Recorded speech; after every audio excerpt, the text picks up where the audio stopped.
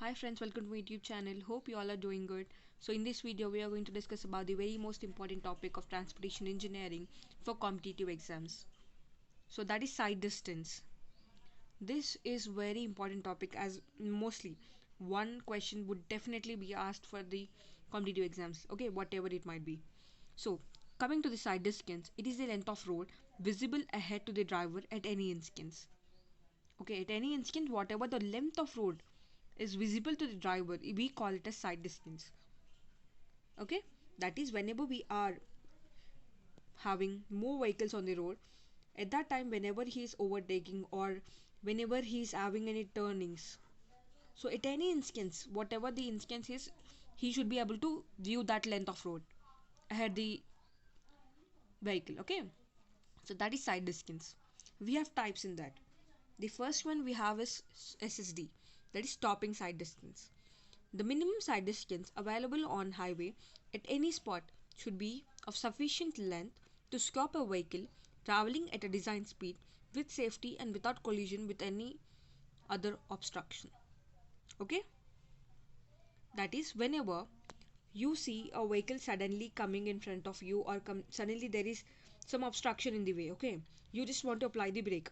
So whatever the distance that is available on the highway at any instance, okay, at any spot, it should be sufficient such that you are, see, whenever you are applying the brake over here, it might go to some distance even after the application of brake, and it will take some time for you to think that you have to apply the brake.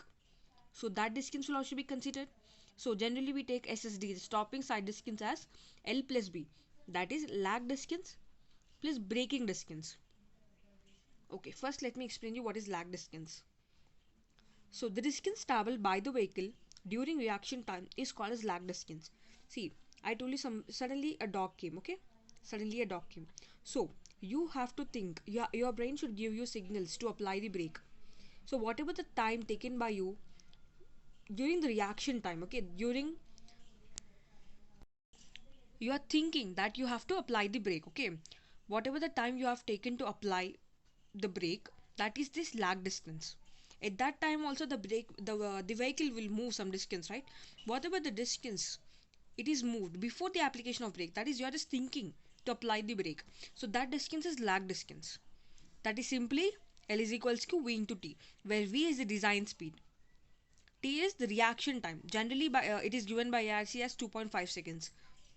You will be taking 2.5 seconds on an average if you see any obstruction suddenly. Okay, next we do have braking distance. So the distance traveled by the vehicle after application of brakes to a dead stop position is known as the braking distance. See, initially the vehicle was at this position, but for you to think that you have to apply the brake, it will go this position. Okay, this length will be gone. And next, if you applied the brake, some time will be taken by the vehicle to stop, that is to completely get to the dead position. So whatever the distance that is covered, that is the braking distance after the application of brake. It is taking some time to stop the vehicle to get that in dead stop position. That is B is equals to V square by 2GF. So this is velocities in meters per second in this formula. But whenever you are substituting it in kilometers per hour, this is the formula. Okay, where B is the braking distance, V is in meters per second in this formula, and kilometers per hour in this formula. F is the design coefficient of friction.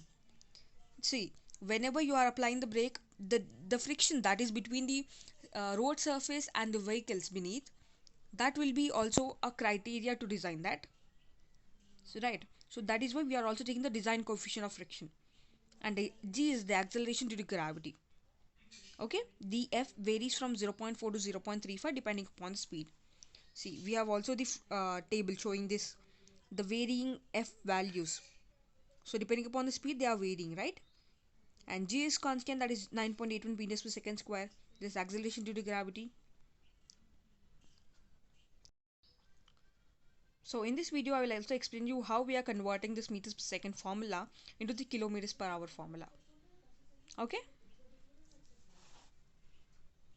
See, B is equals to V square by 2GF in meters per second, where V is converted into kilometers per hour, so 5 by 18. v whole square. That is, so that is when you will calculate all of this, you'll get this formula. That is v in kilometers per hour, you'll get this formula. And I told you the IRC has given some standard time for the reaction time, right? The reaction time of driver depending upon the PIEV theory, it has been given. So PIEV theory is nothing but the perception, intellection, emotion, and volition. That is perception. From what perspective you are seeing that accident, or whatever the instance, at what instance you are. And intellection, that is you are getting some idea to apply the brake. Emotion, that is you might feel afraid of that, you might feel so excited or whatever. Next, volition, that is thinking to apply the brake. So all this, considering all these factors, they have considered this 2.5 seconds as the standard reaction time of driver at any instance. Okay. Next, we do have the second one, that is overtaking side distance. And the stopping side distance is L plus B, that is Vt plus V square by 2gf, that is when V is in meters per second. But whenever we want it is in kilometers per hour, this is the formula. Okay, this is very important part, remember this. Next, we have overtaking side distance, that is the minimum distance open to the vision of the driver of a vehicle intending to overtake the slow vehicle ahead with safety against the traffic of opposite direction is known as the minimum overtaking side distance or the safe passing side distance. Okay, see, I'll also explain you this. The minimum distance open to the vision of driver of a vehicle intending to overtake. Okay, the driver of the vehicle intending to overtake. Overtake what? The slow moving vehicle ahead it. With safety against the traffic of opposite direction. See, against this, there is some traffic coming in the opposite direction. So, whatever the side that is visible to this overtaking vehicle, okay, when overtaking the overtaken vehicle, so this is the opposite vehicle that is coming. So, he should be able to overtake this vehicle without any obstruction to this vehicle.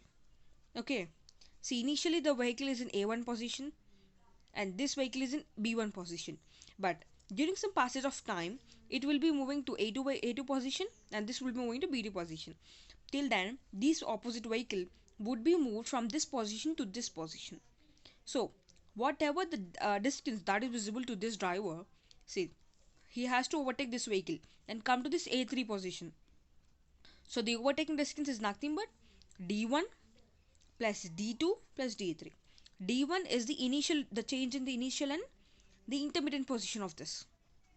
Next, D2 is nothing but this A2 position to the final position where it has been going, like overtaken. After the overtaking, whatever the position the A3 has got, that is the D2 value. And D3 is the vehicle that is coming in the opposite direction. Okay, this OSD is nothing but D1 plus D2 plus D3. Next, we have intermittent side distance. It is twice the stopping side distance. Remember, ISD is equals to 2 into SSD. When OSD cannot provide ISD, when overtaking side distance cannot provide, the intermittent side distance is provided to given the limited overtaking opportunities for fast moving vehicles. Next, the last one we have is headlight side distance, and most of the question papers or most of the journals, we don't see this headlight side distance. The distance visible to the driver during night driving under the illumination of vehicle headlights. This is the critical at up gradient and at the descending stretch of the valley curves. Okay, see, whenever you are going in this direction and there is some vehicle coming in the opposite direction, whatever the distance visible to you, even under the illumination of the opposite vehicle illumination lights. Okay, so whatever the distance visible to you under that condition at any instance is called as headlight side distance. And I just forgot to tell you some important point in this. So the minimum overtaking side distance is 3 times of overtaking side distance. Okay, but the desirable one is 5 times of OSD. Okay, remember this, minimum is 3 times of OSD, maximum is 5 times of OSD, and the intermediate side distance is 2 times of SSD, the stopping side distance. Okay, That is it for this video, guys. If you like the video, please like, share and comment to the channel, and don't forget to subscribe to my channel. Your subscription would greatly help me. I appreciate you watching this video. Thank you.